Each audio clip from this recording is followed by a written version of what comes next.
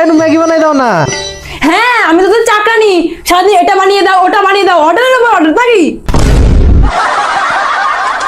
থাক, বানাতে হবে না, আমি খাবো না।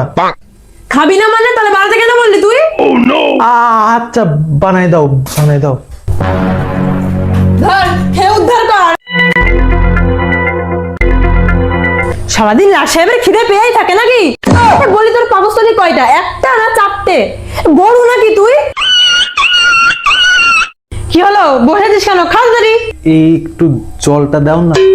তুই কিরকম ওখানে ঢেকিলে জলটা হয়ে গেছে, তাও নিয়ে খেতে পারছিস না?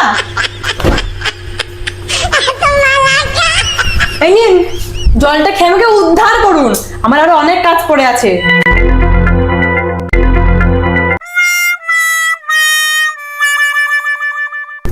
পাশের বাড়ি চৈতালিদির মেয়ে 90% নাম্বার পেয়েছে, আর তুই 87% নাম্বার পেয়েছিস, পুরো 3% কম। বলি তো নাম্বার কম হবে নাই বা কেন বলতো?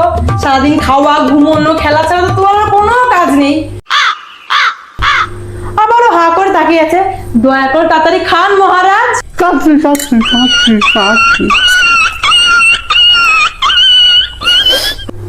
শোনো, আমি ছিলাম বলে তুমি আর তোমার বাবা মিলে আমাকে চাকরানির মতো খাটিয়ে নিচ্ছ।